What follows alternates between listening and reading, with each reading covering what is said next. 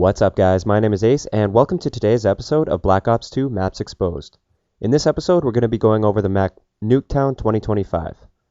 Now for most of you that have played Black Ops 1 and played a lot of Nuketown in the past, a lot of this will just be a refresher, but there are a bunch of new things in this map that weren't in the original Nuketown map, so be sure to stick around for that.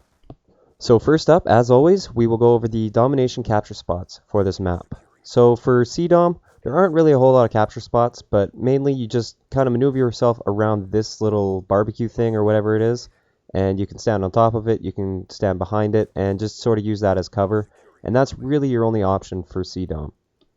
Moving on to the B flag, you basically just need to work your way around this car or this little pile of junk here, the cardboard and shelves and stuff, and just try and maneuver your way around it to get the most cover possible from wherever direction you need to have cover from. The big thing you have to watch out for is that top window up there. It's really not as bad from the other side. The other window doesn't really have a good line of sight onto B, so it's a lot harder to capture coming from CDOM, but there are ways around it. You can just get up close to the car or just sort of lay down and sneak around. Basically, it's really straightforward. You just have to try and find the best cover for the situation. And for the A flag, there really isn't any capture spot. It's just wide open. So right in this back corner by the A flag, you can jump up here and sort of see the B flag, just the top of people's heads, and you might be able to get a cool jump shot with a sniper rifle or something like that. Also by the A flag, there's a main spawn point here, so if I'm getting spawn trapped or something at the A flag and I spawn here, I like to just jump up and have a look and see who's there and kind of see what I'm dealing with before I come out around the corner. Now for an awesome line of sight that looks over towards the B flag area. You can't quite see the B flag, but you can see probably half of the capture area and a little bit more there. And it's really great. You just jump up on this railing and edge yourself out right to the corner as far as you can, and you can see quite a bit over there. Now for the guys that are just camping behind this desk like they always do, there's always somebody up here just about. All you have to do is shoot to the right hand side of that sign and you'll take them out no problem, because the walls are actually really thin there, so they won't have a chance. Moving on, I have an amazing line of sight for the guys that are standing behind those cardboard boxes within the truck there. Instead of standing out in the window here and being really exposed, you can just come back here towards where this mannequin is sitting in the chair, and you can actually jump right on top of her head and look at that perfect line of sight. They won't see you there, and even if they do, you can just crouch down and you're completely out of their way. It's awesome. If you played the original Black Ops, I'm sure you know this already, but you can use this as a ladder to get up to the window, and it's a very useful spot. Another thing you can do to get in the window is just jump from the ground on top of this sign, jump across to the ledge, and there you go, you're in the window. Another thing you can do from the top of this sign is you can use this truck for cover, and you can have a really nice line of sight into that window there. You are really exposed up here, but maybe for a 1v1 situation it would work great. Another awesome line of sight is you can jump on top of this mannequin's head. Although she isn't there every game, it's sort of random where the placement is for her. But if she is there, you can jump on top of her head and look over the sign, and you have a great line of sight into that area right there.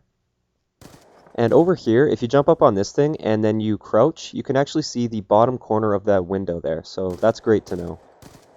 And now for a great check spot that I use all the time, you just jump up on this hedge and you just hop up and you can check to see if anyone's in that window. And there's actually a hedge on the other side that does the exact same thing. You can hop up and you can actually shoot from this hedge, so that's great to know.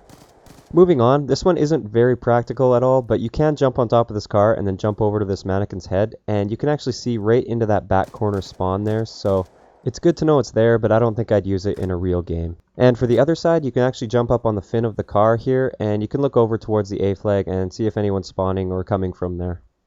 And now for a nice little line of sight into that garage. If you just lay down and look through that crack, there's no way they'll see you there. And from the other side, you can actually lay down and look under the car, and you can see right into that doorway from the C flag building. And from here, you're pretty much invisible to everyone on the map until they come right up to you. So now over to the B flag area, you can jump up on these shelves and you can look over in towards the A spawn, and you can shoot people through there. And to get into the C flag building, this is also used as a ladder, so it's just like the other side, so that's great to know. And you can also jump up on the top bunk of this bed here, and it gives you a bit of a better angle on the car area, and you can also look over into the back corner spawn right there.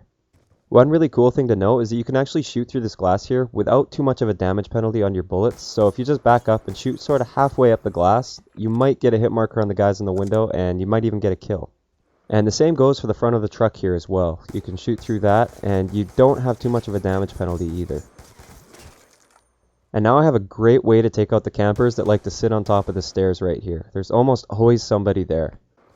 This works best with FMJ because this wall here does give quite a big damage penalty here, so you do lose a lot of the damage potential of your bullets without FMJ, so it definitely works best with FMJ. But basically you just spray right next to this chimney randomly until you get hit markers, and you keep shooting until you get a kill. And right in here is another place that people love to sit, so if I'm behind the car or somewhere around here, I like to just fire a couple bullets and see if anyone's there, and sometimes I just pick up a free kill. And now for the final spot that I have for you. There's a hard point, and I think there's also a headquarters in this building here. So this is a great way to take them out. It's not really the most practical thing, but it's pretty funny when it actually works, and it would make for an amazing final kill cam. You could throw grenades, and you can throw flash grenades up through this chimney, and they'll roll down and come out the chimney right there, and you'll hit anyone in that room. So that's all I have for you guys for the map Nuketown 2025. I hope you were all able to learn at least one or two new things from this. I hope you enjoyed the video, and I'll talk to you guys next time.